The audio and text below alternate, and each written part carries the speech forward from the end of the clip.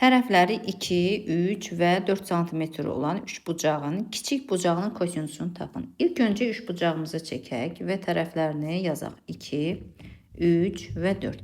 Kiçik bucağın kosinusu deyirsə, bu üçbucaq və bucaq arasında əlaqəyə görə, yəni kiçik tərəf qarşısında duran bucaq kiçik bucaq olacaq. Kiçik tərəf qarşısında duran bucaq kiçik tərəf olacaq.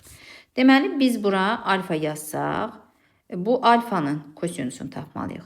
Ona görə yazıram. Alfanın qarşısında duran tərəfin kvadratı, yəni 2-nin kvadratı bərabərdir. Digər iki tərəfin kvadratları cəmi, yəni 4-ün kvadratı üstəgəl 3-ün kvadratı.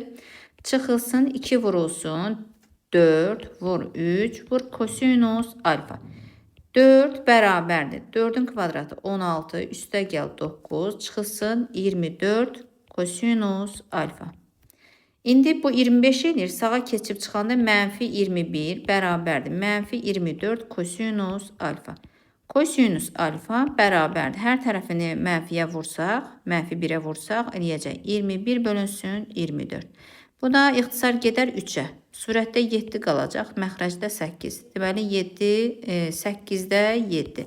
Yəni kosinus alfa bərabərdir 8-də 7.